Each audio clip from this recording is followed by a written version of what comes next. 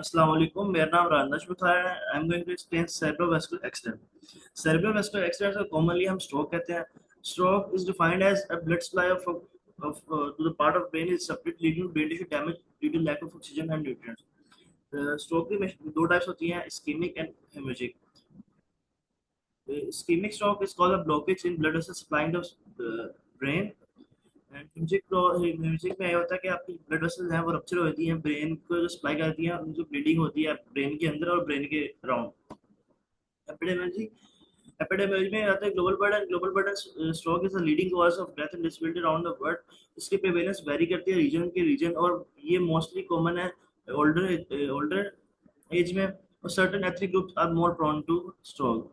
और ट्रेंड में ये इम्पैक्ट करता है लाइफस्टाइल को, हेल्थ के और एजिंग पॉपुलेशन में स्ट्रोक इंसिडेंस ज्यादा होती है. पैथोफिजियोलॉजी इस्केमिक स्ट्रोक में दो किस्म के स्ट्रोक हो सकते हैं, या थ्रोम्बोटिक हो सकता है या एम्बोलिक हो सकता है. थ्रोम्बोटिक होता है कि वो लोकल ब्लड क्लॉट फॉर्मेशन होती है सेरेब्रल आर्टरीज के अंदर ही. और एम्बोलिक में होता है कि ब्लड क्लॉट कहीं भी अराउंड द बॉडी डेवलप होता है और वो ट्रैवल करता है सेरेब्रल आर्टरीज में आता है, जिसकी वजह से हमें इस्केमिक स्ट्रोक होता है. हेमरेजिक स्ट्रोक में दो किस्म होती है, एक होता है इंटरसेरेब्रल हेमरेज और एक सब एराक्नोइड हेमरेज. इंटरक्रेनियल सेरेब्रल हेमरेज में होता है कि जो ब्लड टिश्यू होता है वो, जो ब्लड वेसल होती है वो रप्चर होती है, और जो ब्लीडिंग होती है वो टिश्यू ब्रेन टिश्यू के अंदर हो रही होती है. और सब क्लाउड हेमरेज में होता है कि bleeding around the space of brain हो रही होती है.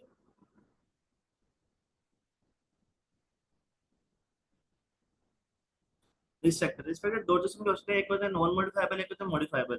नॉन मॉडिफाइबल वो होते हैं जो चेंज नहीं हो सकते, और मॉडिफाइबल वो होते हैं जो चेंज हो सकते हैं. लाइक उसको अपने आप को अपने बिहेवियर चेंज करके अपनी चीज अपनी रूटीन चेंज करके हम उसको चेंज कर सकते हैं.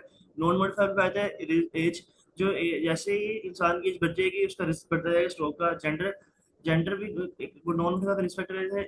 Mains are more higher risk of stroke than women.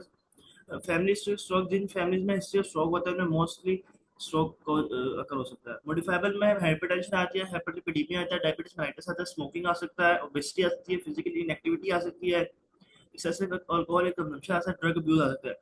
और ये मॉडिफाइबल है, अगर हम चाहें तो हम इनको मॉडिफाई कर सकते हैं और अपने आपको स्ट्रोक के रिस्क से बचा सकते हैं. Clinical presentation. क्लिनिकल प्रेजेंटेशन सबसे पहले हम देखेंगे सिम्टम. सिम्टम्स में सबसे मेन सिम्टम इसमें क्या आता है, सडन ऑनसेट ऑफ वीकनेस होती है, इंसान को नमनेस हो जाती है. और फेस में, आर्म में और लेग में, और स्पेशली एक साइड ऑफ बॉडी को करता है.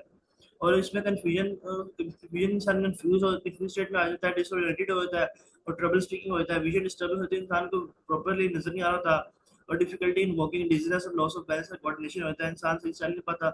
और सीवियर किस्म की हेडेक होती है जो हमें मोस्ट कॉमनली हेमरेजिक स्ट्रोक में आती है. और टाइम सेंसिटिव नेचर है इसकी स्ट्रोक की. एक कंसेप्ट है जिसे हम कहते हैं टाइम इज ब्रेन. ये जितनी जल्दी रैपिड मेडिकल इंटरवेंशन होगी उतना हम मिनिमाइज कर सकते हैं ब्रेन डैमेज को, इम्प्रूव कर सकते हैं आउटकम्स को. इसकी बात की इंसान जो हमारे पेशेंट है वो उसकी कैसी लाइफस्टाइल होगी स्ट्रोक के बाद. डायग्नोसिस में सबसे पहले हम क्लिनिकल असेसमेंट आता है. इसमें हिस्ट्री, आपकी जो हिस्ट्री पेशेंट की है कि अगर पेशेंट हाइपरटेंशन है, पेशेंट की एज ज़्यादा है, पेशेंट की फैमिली में स्ट्रोक है, एड्रेस है, तो उससे हमें पता लग जाता है कि स्ट्रोक है. दूसरा फिजिक एग्जामिनेशन हम बहुत फोकस करते हैं, लाइक न्यूट्रिशन इफेक्ट्स में, लाइक उसके हम देखते हैं कि उसकी वन साइड जो बॉडी है जो नमनेस वीक फील कर रही है, उसकी विजन डिस्टर्बेंस है, इससे हम काफ़ी इजीली असेस कर सकते हैं कि स्ट्रोक है. उसके बाद इमेजिंग में सीटी स्कैन और एमआरआई है जो हमें डिस्टिंग्विश करा सकता है कि ये इस्कीमिक है और हेमरेजिक स्ट्रोक है, और ये किस एरिया का ब्रेन में डैमेज प्रोवाइड कर रहा है, और आइडेंटिफाई कर सकते हैं पोटेंशियल कॉजेज क्या होते हैं. एडिशनल टेस्ट में आता है ब्लड टेस्ट करवाते हैं, हम कोगुलेशन स्टडीज करवाते हैं, लिपिड प्रोफाइल करा सकते हैं, ईसीजी करा सकते हैं, सो डिटेक्ट हुआ है हम रिथमियास को. और गोटाइड अल्ट्रासाउंड और एंजियोग्राफी आते हैं जो evaluate blood flow in neck arteries.